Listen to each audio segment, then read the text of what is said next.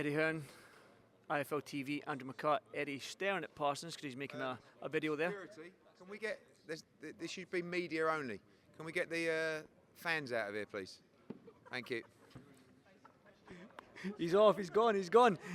Eddie, you're a serious businessman, the suit, everything about you, and then you have to do 5 minutes of talking about madness with young Parsons. It's a strange world, isn't it? That some little geezer from the Cotswolds weasels his way into a media environment and gets to ask questions. Well, not just Eddie Hearn, to his ultimate idol. I mean, that is where boxing is so accessible. And I think that's great. I mean, it's something that normally would be awarded to competition winners, but in boxing, anything is possible. Literally, you can sit at home and watch IFL interviews your entire life in your pyjamas, and next thing you can be interviewing me. It is unbelievable. Do you feel like you've done a small part in creating Charlie Parsons to who he is right now? Not being cheesy, right? One of the most rewarding things, and I've done well, and we're in a good position, is actually seeing people do well. So although he is a little runt sometimes, I do actually, when I see him on the jets and I do actually go on, son, and it's a nice feeling to see. I mean, honestly, has he? The moment you've been, He's not annoyed me because he's not really relevant enough to annoy me. Sometimes I just look at him and think, I just feel like, although he's 21, don't forget, I have a 15-year-old daughter. And they're all the same. They're like, my daughter goes to private school, right? She's a normal kid. But sometimes she'll say to me, yeah, but dad, yeah, bruv. And that's the same with Parsons. Parsons is like, yeah, on the jet and dat. It's like, what? You're from the Cotswolds. I can't understand. I mean, Charles, he should be Charles, not Charlie. You don't have Charlies in Cotswolds, you have Charles. Hello, I'm Charles Parsons. But he's not Charles Parsons, he's Charlie and that, yeah. You know what I mean? And it's like, yeah, a strange fella. Well, listen, I'm the boxing man. I like talking boxing. Good. I don't like talking about Parsons that much. I mean, that's 2 minutes of my time talking about CP there. Eddie, great fight. Jack Catterall, Arnold Barboza. I mean, we said at the round table last week, the way Jack was talking about going to knock him out and he's at B level. We've not seen that from Jack, so this fight's going to be tasty. Yeah, I think that, I said that. I think the swag is there in Jack. He's never going to be the guy that's going to kind of turn up, like Parsons and have the jewellery and all that kind of stuff. But he believes in himself. And I think his resume now and his performances give him the right to believe in himself. So this is a tough fight. Barboza, I like Barboza. I like his team. I think they're really up for it. And I believe him when he said we could have headlined in America. They just beat Jose Ramirez in Riyadh season. So now they're coming to Manchester to fight Jack Catterall. It's a very tough fight for him, but it's a tough fight for Jack. And it's the kind of fight we want to see. Outside of the champions, I think it's probably one of the biggest fights in the division. So Jack's been on a great run, and he's got to do it all again on Saturday night. And although it's for the interim championship, I think there's a very good chance the winner could be world champion with everything happening. Well, going off what Teofimo Lopez is saying on Twitter and whatnot, your heart of hearts, do you believe that maybe he will vacate rather than face Jack and Barboza or Barboza? We keep seeing talks of Teofimo Lopez against Richardson Hitchens. Obviously Richardson's with us, and I'm yet to have not a conversation, but a deep conversation about that fight. We're well up for it, by the way. It's a great fight. But at the same time, that deal's got to be done, and Richardson's got options. He's just won a world title, so do you want to jump into that fight now? If the deal's right, absolutely. If he doesn't fight Richardson Hitchens or doesn't get a unification, he won't be allowed to fight anybody else. He'll have to fight the winner of this fight, Teofimo.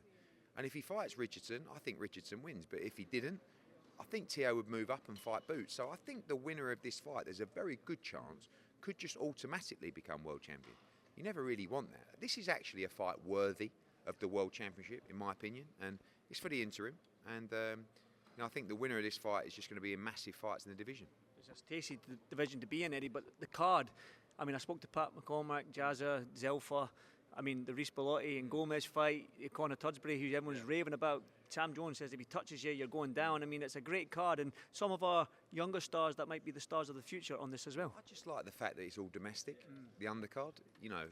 Sometimes you're bringing Pat McCormack through and you're bringing over a Mexican or an Argentinian. It's really hard to build a narrative or get people really excited. When he's fighting Robbie Davis Jr., you know he's a former European champion. You know he's coming off a win against Javier Fortuna. Great fight with Lipinets, where he dropped him and nearly had him out of there as well, you know. So it's a proper fight, and he's from Liverpool. And he's got pride, and he wants to win. You know, same with Zelfa. Kind of like, you're kind of ticking over for the world title shot, but then all of a sudden it's Manchester against Liverpool, and you're fighting Jazza Dickens. It's a proper fight. And Belotti Gomez is just brilliant. I mean, it's going to be an absolute bloodbath. And I love the chat up there, because none of it really makes sense still. But this time, hopefully, they're going to get it on. Eddie, Frank Warren is on Dazn. Your friend, Yes. Frank Warren is on Dazn. Your thoughts on that? It's fantastic. I mean, like I said, you know, in an interview earlier, yeah, I think we'd go as far to say friend, still rival. But, you know, on one hand, we want a better schedule than them. And on the other hand, I want his schedule to be as good as possible for Dazn. And for, the competition is still very much there, and it will be there when we revisit the 5v5 this year. But there is also the element, for me, of how proud I am of this platform. You said it 5, 6 I did, and, you know, people still, they don't really want to play the clips back of everybody slagging off Dazn. And look, that's not a dig at Frank. You know, he was one of them, but I would have done the same thing if I was Frank. I'm talking more about on the American side. And now those same people are clambering to get on the app, Dazn, that nobody watches, that actually has a huge amount of subscribers, that is thriving, that is growing week on week, and its schedule is unrivaled. Like when Alfie was talking up there about, that they work with 31 promoters around the world, right? And when he was saying about the schedule, and I belted out the schedule, but that was just me and Riyadh season. That wasn't Golden Boy. That wasn't Frank Warren. That wasn't, I don't know, Salita promote, whatever else it is, Clarissa Shields, everybody. It's such a brilliant product, and it's such a great schedule. We'd really miss it if it weren't there. Sometimes we take it for granted. Oh yeah, Dazn, like, you know, we want the best fight. That's not good enough. But when you actually map it out of what it is and how it is just, you know, brought together, promoters, great fight cards, and that whole global vision, it's amazing. And, you know, we took the leap a long time ago. It's easy to take the leap now. They're established. They've got big viewership. They've got a lot of money. Of course, I'm the trendsetter. Do you feel pressure then? Because when Frank released that 3 cards, the heavy impact one, the Kakachi, and I know how you feel about that fight in Lee Wood, and obviously Josh Taylor's return in Glasgow, that's going to sell out, I'm telling you right now, because we're hungry up there. Do you feel pressure now that Frank's on board with Dazn and the schedule that he has? Do you feel like the schedule and the fights and the shows that you need to put on have to almost, like a friendly rivalry, that you have to better them? Do you feel pressure? I put pressure on myself because I want the better shows. I want the better schedule. I mean, the businesses are a little bit different because we have got this global vision, and, you know, we are doing Cambosis in Sydney, we're doing Boots against Stanionis in America, we've got our Canadian show, but we are British, and we still want to be number one in every market, not just in Britain, but Britain is our core market, and it's very important to us that our shows are better than anybody else's. And, you know, we've got a great show on Saturday. We've got Crocker Donovan coming up, which is going to be sold out in Belfast as well. We've got Next Gens coming up, but then we've got our new slate of shows that we'll be announcing, certainly for April and May, very soon. So, yeah, that rivalry still exists, but, you know, it's not like I no longer look, if he does a good show, which I think, like, the heavyweight show is a really good show, I don't look at it and go, fuck. I look at it and go, oh, good show. That's good. But, you know, we're going to build subscribers off the back of that. You know, and that's going to be in April, and we can work that in with a pay-per-view of Ben against Eubank, and, you know, so, like, he's got Wyatt against Joyce in the heavyweight card. He's got Kakachi against Lee Wood, and he's got Josh Taylor against Echo Esquin. And I've got Catterall, just in the UK, Catterall Barboza, Crocker Donovan, and Ben Eubank. So, I mean, what's the better? 3 all over? Yeah, I'm saying, like, last year, when the Riyadh season was coming about, we're almost like in the UK, we're like, where's the shows gone? But now it seems like 2025. The truth is, Andy, is we're all benefiting from Riyadh season financially. All of us, right? IFL. I mean, the fighters, the promoters.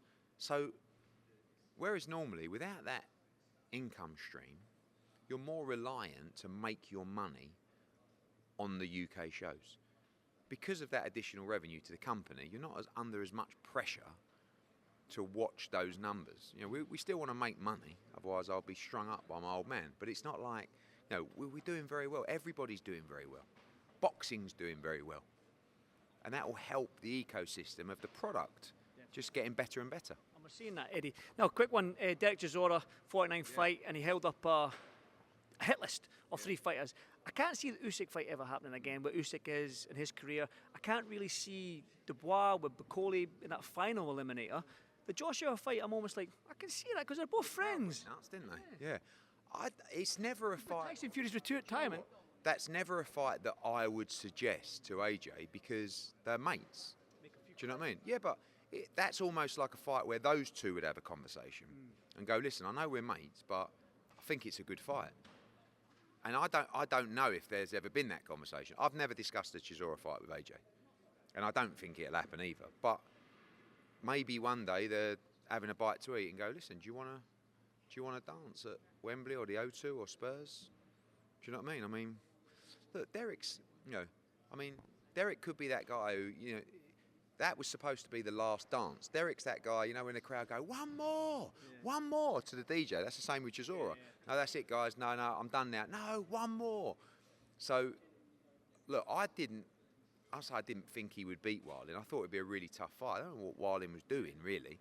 But Derek just overwhelmed him. And it was another good performance. So, he's beaten Wilding. He's an IBF eliminator. You know he ain't going to go out like that, don't you? I think Del Boy is going to have to go out to a loss. Because I just think otherwise, he just ain't going to stop. Obviously, we've seen right now with boxing that you can carry on too long and you don't want it to happen. But hopefully he does have one more and he gets what he deserves. But Eddie, Oscar De La Hoya, is he going to be here on Saturday night? No, he's not, because they've got a show. Right. So they've got Oscar Duarte show. I don't believe he's going to be here. And then he'll be flying out to Riyadh for Shakur against Floyd Schofield. We've got 3 Matchroom Golden Boy fights in 7 days. Catterall Barboza, Schofield against Shakur, and Ortiz Madrimov. What's the score going to be? I've seen it on your Matchroom. He's going 3-0. Yeah. Look, I think Jack's a favourite in this fight. I think Shakur's a big favourite, and I think Ortiz Madrimov's a 50-50 fight. But I really want Israel to win, but I rate Virgil. It's a great fight. Great fight. Eddie, I've seen the Ring magazine put up a post like, where would you like these fights? And there's Alcatraz, and they put up the Coliseum. Can I show you a venue that I would like? Again, I'm a biased jock, and you're probably sick of me, but have you seen Edinburgh Castle? Yeah, look, imagine that. In fact, when we were talking, because we agreed with Josh Taylor to do a fight earlier in the year, but because of the dates, it didn't work out, so we could only do it on that date, so we had to walk away. I keep looking at Edinburgh Castle, and that's the kind of place where I'd like to do shows. And the Saudis aren't reliant on the gate, so they don't need a crowd. Do you know what I mean? I always feel like there should be a crowd there, if I'm honest. And I need a crowd. But if you don't need a crowd and you want to, attract eyeballs and attention, doing something at Alcatraz Prison or Times Square or the top of Empire State Building, you've got to rate it. Yeah, 100%, definitely. Eddie, on a somber note, on a serious note, Joe Gallagher released a statement, obviously the stage 4 cancer and whatnot, and it's not nice to hear, obviously, but your thoughts on that? Yeah, I mean, I was like many that just opened up Instagram. It was like, wow. Like, you never know what's next for you, And I text Joe and I said, you are the most stubborn bastard I've ever met. I know you're going to be getting through this. And hopefully you will, The whole support of boxing is with him. I feel like, and this isn't on Joe, this is on everybody. Not everybody gets on. But we do all care, and we do all care about people in boxing. That's the reality. And it does make you feel a little bit sick. That's how it made me feel when I read it. I was gutted. Because Joe's Joe. He's a character of boxing, and but also he's given so much to the sport, and we're all behind him. So, fight the good fight. May God look over him and get through this. Definitely, God bless him. Eddie, thank you so much, and I'll see you in the next one. Thank you, mate.